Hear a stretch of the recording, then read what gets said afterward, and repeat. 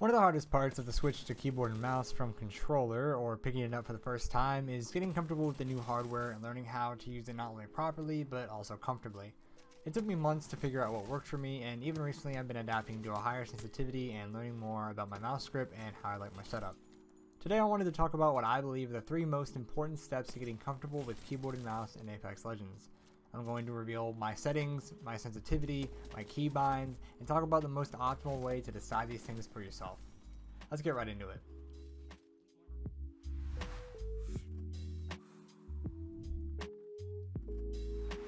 So the most obvious first step to getting comfortable in any FPS game, including Apex, is choosing a mouse sensitivity that's right for you. One of the biggest issues I notice newer players have is that they have their sensitivity set way too high. The default sensitivity in Apex is 5. If you're playing on 800 DPI, that means you're playing on 10.4 centimeters per 360, or this. To put this in perspective, I couldn't find a single pro player running anywhere close to this sensitivity. Even AC runs an Apex sensitivity of 1.8, which is significantly lower than that sense. The only reason I can think of that this exists is for casual players who usually have small mouse pads. Regardless, if you haven't changed your default sensitivity, lower it a lot. Now that we've covered that, there's debatably a range of sensitivities that are optimal for Apex Legends, a game which requires mostly accurate tracking with a longer time to kill. A good sensitivity range that most pros and good aimers fall into is around 1.5 to 1.8 at 800 DPI. However, there are people that play lower or higher variants of this sensitivity, such as Lyric on 2.5 400, otherwise known as 1.25 800, and Synced, who plays 4.0 400 or 2.0 800. So it's perfectly possible to dominate at a lower or a higher sense once you're able to master it. Let's cover some pros and cons to both. Running a lower sensitivity is going to give you much smoother aim, as any shakiness won't affect your aim and it'll be easier to learn at a basic level. Tracking is much easier on a lower sense as you'll make larger, smoother motions with your arm. On the opposite side of the coin, lower sensitivity requires a lot larger mousepad and flicking requires much bigger motions. Micro adjustments may be slightly harder as the amount you move your mouse is greater every time you have to recorrect for a target's change of position. It's also very easy to get lost up close when running low sensitivity. If it takes the entirety of your mousepad to do a 180, you'll have to do a full swipe if someone sneaks up behind you, then reset your mouse, correct for the change of position, and possibly repeat that. This can become tiresome for players who aren't used to using their arm to make big motions and cause their aim to become lazy. Running a higher sensitivity is the high risk, high reward choice. Higher sensitivities allow you to micro correct for changes in direction easier. They give you a larger range of motion for movement, as things like zipline movement, wall bounces, 180s, 360s, and your reaction in general will take much less movement and effort. Recoil control is arguably easier as you don't have to move your mouse as much to react to the kick of the guns. Switching from one target to another and reacting quickly to unexpected things such as someone shooting you in the back is much easier, like previously mentioned, and takes a lot less movement and effort. However, higher sensitivity is a lot harder to master. Higher sensitivity will punish you heavily for any shaky aim caused by anxiety or tension, and as most players aren't used to using their wrists as heavily, you might experience acute pain playing for long periods of time.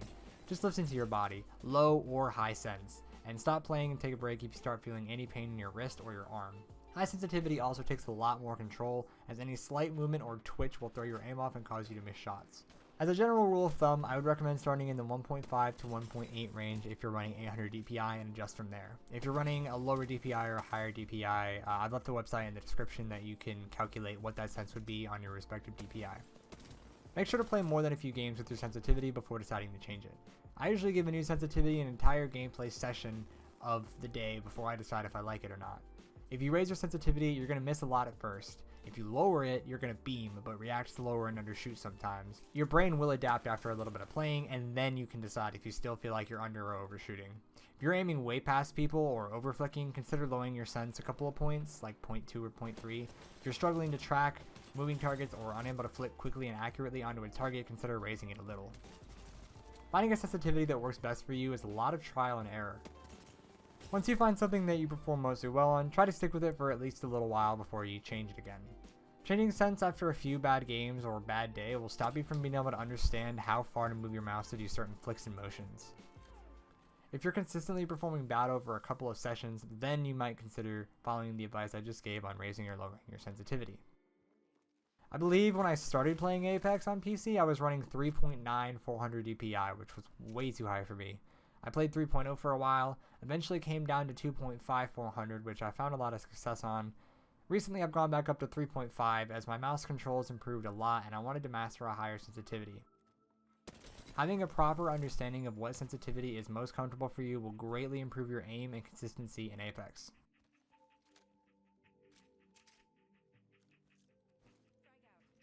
So, you figured out your sensitivity, now how the hell do you grip the mouse? This may sound like a no-brainer, but have you ever put thought into the way you grip your mouse? Different mouse grips can yield different results, and it's important to experiment and find the best grip that works for you. The 3 different types of mouse grips are claw, palm, and fingertip, as illustrated by the diagram on the screen. What grip you naturally take can often depend on your mouse.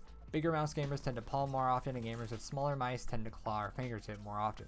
There are some mice that you can grip a certain way and some that you can't.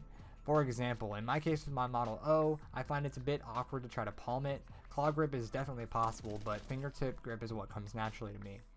I naturally fingertip grip my mouse, however, I've tried other grips in the past and I've noticed some key differences between them. Palm grip, which is where your entire hand and palm are in contact with the mouse, allowed the smoothest tracking motions out of the 3 with the least tension. As I was using almost entirely my arm to aim, and aided by a low sense, I found it easy to stay on target when the target was moving in a predictable manner. However, palm grip also made it a lot harder to keep up with quicker moving targets and people that were in my face. Micro adjustments are very difficult and slow with the palm grip, so I quickly decided it wasn't for me.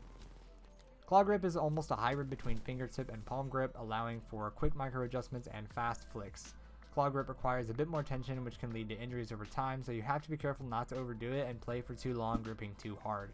This grip does place your fingers in a more pointy position, allowing for potentially faster clicking, which could lead to faster reacting in game.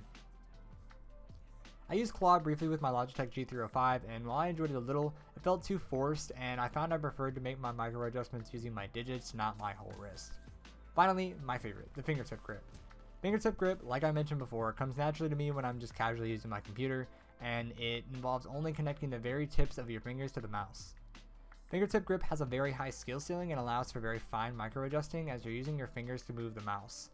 Don't force a grip if it hurts you to maintain, but do experiment with the different types of grips. You may discover that you like one grip more than another and become a better player for it. Like I said before though, not every mouse is able to be comfortably gripped in every way, so once you understand what mouse grip you do like, you can use that to pick the proper gaming mouse for you. So you've got your proper sensitivity, you've got your preferred mouse grip, what's left? Well, your keybinds, of course. Keybinds are probably the most fun and diverse part of learning keyboard and mouse. You've got dozens of keys on a standard keyboard and you can pick literally any key you want to do any action in the game. When I say diverse, I mean it. There are some people that use ESDF or RDFG instead of WASD for movement, people that use C for crouch, and all kinds of unique combinations. Recommendations here are a bit harder to give as this depends entirely on what's comfortable to you. You want your keybinds in such a way that you're not tripping over other keys to reach certain actions, and you can easily remember what does what without having to look down at your keyboard. Make sure to utilize the buttons on your mouse, the side buttons, if you have one, and try to utilize every key that's around your WASD movement keys. The more actions you can delegate between keys and understand, the faster you'll be able to do a sequence of events that can ultimately win you a fight. I would recommend using separate keys for your weapons instead of the scroll wheel swap, as well as binding your heal items to individual keys instead of relying on the menu or the heal wheel. Scroll wheel swap can be bound as a second bind for jumping, which in Apex is really useful for advanced movement techniques. You can look at pros here if you wish, but keybinds ultimately come down to what you think is most comfortable and efficient. These are the keybinds that I currently run, and I can almost always comfortably perform actions that I need to quickly and effectively, including movement, healing, weapon swapping, and more.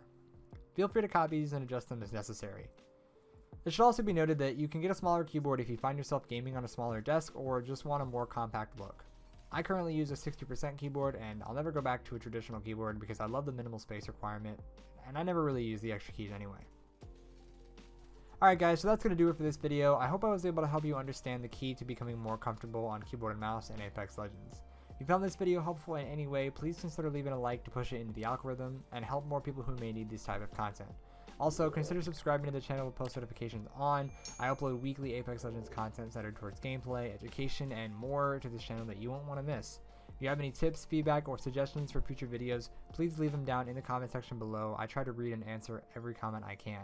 And if you want to have a more in-depth conversation with me, I do stream over at twitch.tv/hybridify_ multiple times a week, and I'm always interactive with chat and love to hang out and see some of you guys there. As always, guys, it's been Hybrid, and I will see you all in the next one. Later.